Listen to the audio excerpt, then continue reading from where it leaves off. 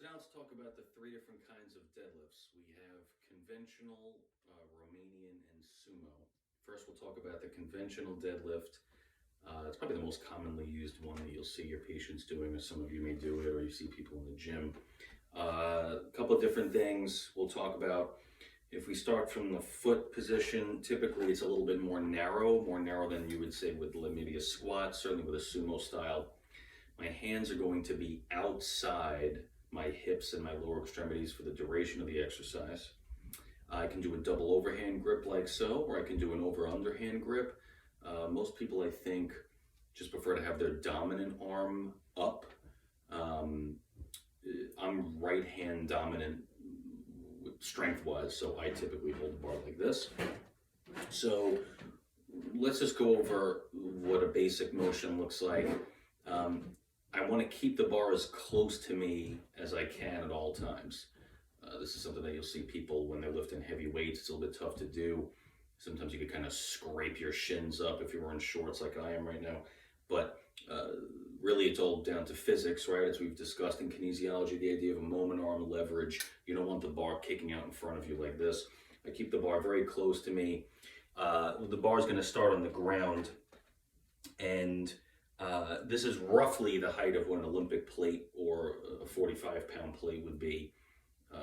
You're never going to start with the bar directly from the floor.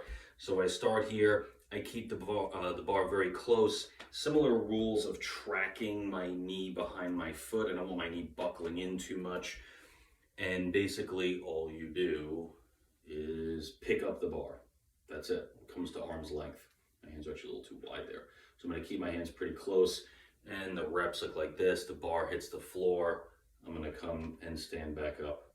Similar rules to the squat. You want to be shifting weight. You want to be evenly distributed. From the side is where we see more stuff happen.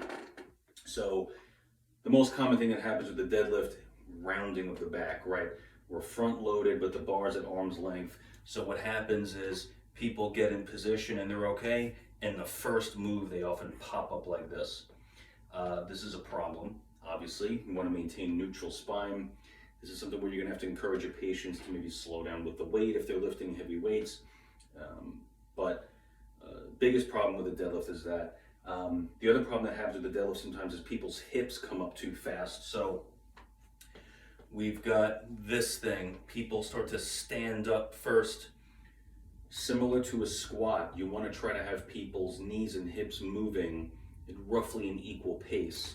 So in other words, when I have the bar is coming up, I have a neutral spine, I sit low, and now I stand, the bar again stays close to me, and it comes up with roughly the same speed of angular movement with my knees and my hips. So just to review, these reps will look something like this. You can see I've got a neutral spine. One difference here is my butt is sitting back a little bit more than it is with a squat. So it's a more hip dominant movement.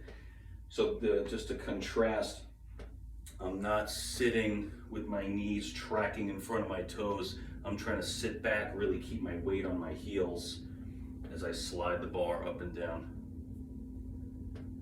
General rules of a conventional deadlift.